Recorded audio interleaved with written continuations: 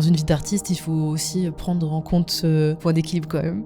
Avant de commencer à faire de l'art et du design, j'ai fait une licence de langue un peu par dépit, parce que déjà d'une, je savais pas quoi faire après mes études, et de deux, toute ma vie, on va dire que j'ai toujours suivi ce que mes parents souhaitaient et voulaient que je fasse. Du coup, j'ai pris mon courage à deux mains, et avant de me réorienter, j'ai pendant une année fait des cours de dessin à la mairie de Paris. Et moi, j'ai fait du modèle vivant et j'ai tellement kiffé ça que j'allais plus à ces cours qu'à ma fac. Et j'en ai parlé à ma prof de l'époque. Et elle m'a dit il y a une prépa qui est en lien avec ces cours du soir. Et du coup, j'avais choisi de faire du modèle vivant pour ces cours de dessin parce que je me disais que si j'arrivais à dessiner des corps humains, j'arrivais à tout dessiner.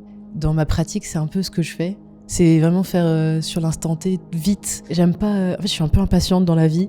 Et j'aime bien quand ça va vite et que tu prends l'essentiel un peu, tu vois, c'est vraiment un instinct. J'ai un peu touché à tout directement. J'ai tout de suite fait de la peinture, de la sculpture avec du coup de l'argile. Encore une fois, j'aime pas rester dans les codes et être enfermée dans un moule. J'aime bien explorer un peu tout. Chaque pratique influence l'autre, dans le sens où, pour moi, je trouve que la sculpture, ça influence aussi ma peinture. Moi, ce que j'aime bien faire, c'est mélanger un peu l'art avec le design. Je suis pas très friand du design conventionnel où c'est très simple et très épuré et c'est facile à faire. Alors que, du coup, je trouve que d'un autre côté, ça va un peu à l'encontre du design qu'on connaît parce que c'est un peu ce qu'on cherche. Il faut que ce soit le moins cher possible et le plus simple à fabriquer. Je trouve qu'on perd de plus en plus de couleurs dans la vie de tous les jours et même au niveau des formes, tout est trop simplifié. Je m'inspire beaucoup du coup de l'organisme, du corps humain, mais pas que, tout ce qui est organique tout court aussi. Ça peut être tout ce qui est végétal, même sans que ce le soit. Dans mes traits, je trouve que ça l'est naturellement. En fait, j'aime pas les choses carré. J'aime bien quand il y a des courbes, quand c'est un peu, ça va un peu dans tous les sens. J'aime bien transformer les choses et il y a toujours un petit peu de ça. J'aime pas tout soit minimaliste.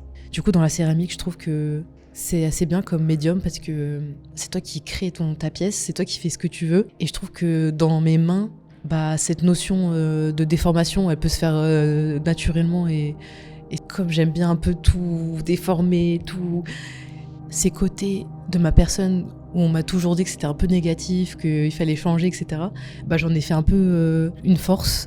J'ai tiré du positif. Dans ce que je fais dans ma pratique, je trouve qu'il y a un peu toujours une note d'humour. Et je trouve que ça va bien avec cette idée de déformer les choses parce que j'aime bien aller à l'encontre, encore une fois, des préceptes et des règles. Il y a toujours un petit côté comme ça, second degré, j'aime bien. Et aussi, dans ce que j'aime dans l'argile, c'est le fait que je crée un être à mon image. Des fois, je m'adapte aussi à la terre parce que j'ai une idée, j'ai une forme en tête. Finalement, ça tient pas trop ou tu vois, la terre, des fois, elle coopère pas trop. Du coup, je suis en mode d'accord, ok, je m'adapte à toi aussi. Je communique un peu avec elle dans le processus, dans comment je touche la terre et que je la façonne. C'est comme une discussion qu'on fait entre elle et moi. Le fait d'avoir ce côté-là, je veux pas suivre les règles, etc. Je pense que c'est parce que on m'a tellement imposé de règles quand j'étais petite ou depuis toujours que c'est quelque chose qui maintenant j'en ai marre un peu. Après, j'étais une enfant très hyperactive quand j'étais petite et déjà très têtue, je faisais un peu ce que je voulais, donc en même temps j'avais besoin de ce cadre-là pour grandir, mais du coup c'était trop. J'avais besoin de cette liberté. Ce que je fais aujourd'hui, je le ressens vraiment comme une liberté et ça me fait vraiment du bien.